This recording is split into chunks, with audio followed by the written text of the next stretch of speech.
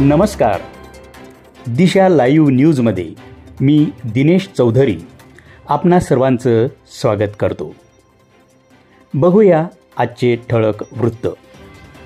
1 जुलै 2024 पासून सुरू झालेल्या नवीन कायद्याची जनजागृती व्हावी या उद्देशाने पाचोरा तालुक्यातील पिंपळगाव हरीश्वर येथील पोलीस स्टेशनचे API श्री CB पालकर साहेब, PSI अमोल पवार साहेब यांचे अनमोल असे मार्गदर्शन पत्रकार आणि ग्रामस्थ यांना मिळाले. यावेळी पिंपळगाव हरीश्वर येथील पोलीस स्टेशनचा संपूर्ण स्टाफ, लोहारा येथील पत्रकार बांधव उपस्थित होते. सुरुवातीला इंग्रजाचे कायदे लागले 1860 पासून आहे ते तसे आता काही लागले. पण जसं जसं कायद्यामध्ये आणि काळामध्ये बदल होत गेले, जसे जसे माणसाची गरजा वाढल्या तसे तसे नवीन बदल अपेक्षित होते आणि ते गरजेचं होतं. कारण कसं सुरुवातीच्या काळात मोबाईल वगैरे वापरत नसायचा. तर मोबाईलच्या संदर्भात जे काही गोष्टी किंवा ते आपण इलेक्ट्रॉनिक रेकॉर्ड वगैरे कसं हस्तगत करतो, कसं जमा करतो, त्याचे पुरावे कसे जमा करतात, हे पहिलं नव्हतं. त्याचे काही जे बदल आहेत, महिला असू द्या, बालकांच्या मुली असू द्या, त्याच्या संदर्भात बदल झालेले आहेत. त्या संदर्भात आपण जे नवीन अपडेट आलेली सांगतो. जसं की सुरुवातीला इंग्रजाच्या काळात कसं जुरी वगैरे काही अशी शब्द होती की ते फक्त त्यांच्या काळातच तो वापरात असायचे आणि ते आताच्या आपल्या कायद्यामध्ये आता आपल्याला फक्त आवश्यक नाही त्याची. आणि त्याच्यामध्ये जे जे बदल झालेले आहेत ते बदल आता आपण नवीन याच्यामध्ये अपडेट केलेले आहेत. आता सुरुवातीला आपला 1860 कायदा होता, नंतर पुन्हा 1972 73 CRPC आला, बदल झाले. त्यावेळेस महिलांच्या संदर्भामध्ये काही तरतुदी नवीन किंवा कमी होतात. त्या काळामध्ये हुंडाबळी झालं, बाकीच्या गोष्टी असतात, महिलांसाठी काही अपुरे आणि तोकडे कायदे होते. त्या कायद्याच्या संदर्भात जे आता बदल आहेत त्यात आता महत्त्वाचे बदल कसे झालेले. आता आपला IPC होता, त्याला नाव दिलेलं आहे भारतीय न्याय संहिता. त्याच्यामुळे पहिले त्याच्यामध्ये पूर्ण व्याख्या वगैरे वेगवेगळ्या क्रमात असायच्या. आता फक्त ते एकाच क्रमामध्ये सगळ्या व्याख्या येतात. ते व्याख्या जसं जसं जसं पुढं झाले तसं अपडेट त्या व्याख्येमध्ये प्रत्येक व्याख्येमध्ये पण ज्या ज्या याच्यामध्ये गरज लागली त्याचे आपलं इलेक्ट्रॉनिक रेकॉर्डचं एक आहे महत्त्वाचं, महिला आणि मुलाच्या संदर्भातलं आहे. त्याचे बदल झालेले थोडेफार. आता पहिलं कसं असायचं, एक मोजक्या शिक्षा असायच्या आणि आता काही काही शिक्षा एवढ्या वाढवल्यात. आता म्हणजे पहिलं कसं आता मर्डरचा वगैरे प्रकार झाला, म्हणजे 4-5 लोक एकत्र आले किंवा कायदा हातात घेतात, मॉब लिचिंगचे प्रकार वगैरे होतात. पण आता तसं नाही की आता जर तुम्ही 5 किंवा 5पेक्षा जास्त लोक एकत्र आले आणि मग कायदा हातात घेण्याचा प्रयत्न केला तर त्याला आता मृत्यूदंडापर्यंत त्याची शिक्षा दिली गेली. पहिले कसं असायचं, आता आपण गाव येतो, 10-20 लोक येत आहेत, जमत आहेत, माहिती वगैरे घेत आहेत, पण काहीच होत नाही.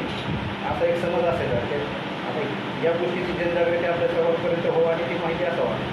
तर आपल्याकडून ज्या अनावधानी गोष्टी घडतात किंवा आपल्याकडून ज्या होतात, चुका होतात, ते होऊ नयेत. किंवा आपल्याला जे गावात जर असे कुठं प्रकार असतील तर आपण सगळे समजदार लोक येतो, तुम्ही त्यांना समजून सांगा किंवा त्यांच्याकडून अशी चुकी न होऊ देणं या बाबतीत जनजागृती करायची आपल्या सर्वांना समजायचं. तर हे एक महत्त्वाचे बदल आहे. आणखी पुन्हा आणखी इलेक्ट्रॉनिक रेकॉर्ड झाला, आता महिलाचा झाला. महिलाच्या बाबतीत पण आता कसं पहिलं कसं 1976 वगैरे प्रकार असायचे. कारण कसं मोजके शिक्षण सगळ्या गोष्टी येत नसेल. त्याच्यामध्ये आता 12 वर्षाची खालची मुलगी असते त्यांना जन्मठेपेची किंवा फाशीची शिक्षा दिली होती. 16 वर्षाच्या खाली असतील तर पहिले शिक्षण कमी होत्या. आता काही जे समजा कामबाह्य कर्म आहेत ते पण कमी करण्यात आलेले होते. संघटित गुन्हेगारी आता पहिलं कसं काही एवढं हे नसायचं, पण आता भारत सरकारच्या विरोधात तुम्ही हे केलं तर समजा आपण कट रचला काही कारस्थान केले त्याच्या संदर्भात आपण जास्तीत जास्त शिक्षा म्हणजे असे मृत्यूदंडापर्यंत शिक्षा हे वाढवण्यात आले. म्हणजे महत्त्वाचे कायदे आहेत त्या संदर्भात. महिलाचं झालं आता लहान मुलाच्या संदर्भात पण तशाच गोष्टी लहान मुलं असतात. पहिलं तर तुम्ही किडनॅप केलं, तुम्ही इकडं नेलं, पण आता विशिष्ट पुढच्या गोष्टीसाठी तर त्याच्यासाठी पण असे 3-4 कुटुंब नवीन आलेले आपल्याकडे तिथं डायरेक्ट जन्मठेप किंवा फाशीची शिक्षेची तरतूद केलेली आहे.